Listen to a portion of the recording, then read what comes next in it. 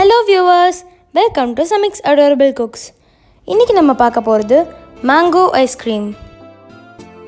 தேவையான பொருட்கள்: மாம்பழத் துண்டுகள் 3 பழங்களிலிருந்து. இந்த மாம்பழத் துண்டுகளை தான் நான் அரைச்சு கூழாக்கி நான் அப்புறமா வீடியோ யூஸ் பண்ணுறேன். இதுலேருந்து சிலதை மட்டும் எடுத்து நான் மேலே டெக்கரேஷனுக்காக வச்சுருக்கேன்.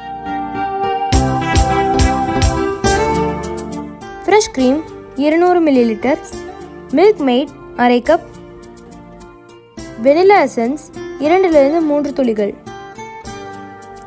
செய்முறை: ஐஸ்கிரீம் செய்ய ஸ்டார்ட் பண்ணுறதுக்கு முன்னாடி ஃப்ரெஷ் க்ரீமை ஒரு நாள் நைட் ஃபுல்லாக ஃப்ரீசரில் வச்சுருங்க. இப்போ நம்ம பவுலில் ஊற்றும் போது நாப் வழியாக ஊற்றாமல் மேலே இருக்க போர்ஷன் மட்டும் ஸ்லிட் பண்ணி எடுத்துகிட்டு நம்ம அந்த க்ரீமி பார்ட்டை மட்டும் தான் நம்ம யூஸ் பண்ணணும். அடியில் இருக்க தண்ணியை நம்ம யூஸ் பண்ணக்கூடாது. யூஸ் பண்ணால் நமக்கு ஸ்டிஃப் பீக்ஸ் ஒழுங்காக வராது.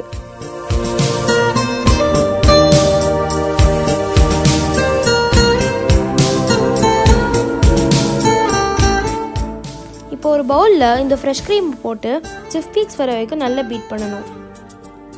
அதுக்கப்புறமா மில்க் மெய்ட் ஊற்றி திரும்பியும் நல்லா மிக்ஸ் பண்ணிக்கணும். இப்போ வெனிலா எசன்ஸையும் போட்டு நல்லா திரும்பியும் பீட் பண்ணி எடுத்துக்கோங்க. இப்போ நம்ம அரைச்சி வச்சிருந்த மாம்பழக்கூளை போட்டு நல்லா ஒரு 30-40 செகண்ட் வரைக்கும் நல்லா மிக்ஸ் பண்ணிக்கோங்க. இப்போ நம்ம கட் பண்ணி வச்சிருந்த மேங்கோ துண்டுகளை போட்டு திரும்பியும் மிக்ஸ் பண்ணி வச்சுக்கோங்க. இப்போ இந்த மிக்சரை ஒரு ஏர்டைட் கண்டெய்னரில் போட்டு அதுக்கு மேலே நம்ம வெட்டி வச்சிருந்த மாம்பழ துண்டுகளை போட்டு மூடி நம்ம ஃப்ரீசருக்குள்ளே 13 மணி நேரம் ஃப்ரீஸ் பண்ணி விட்டுறணும்.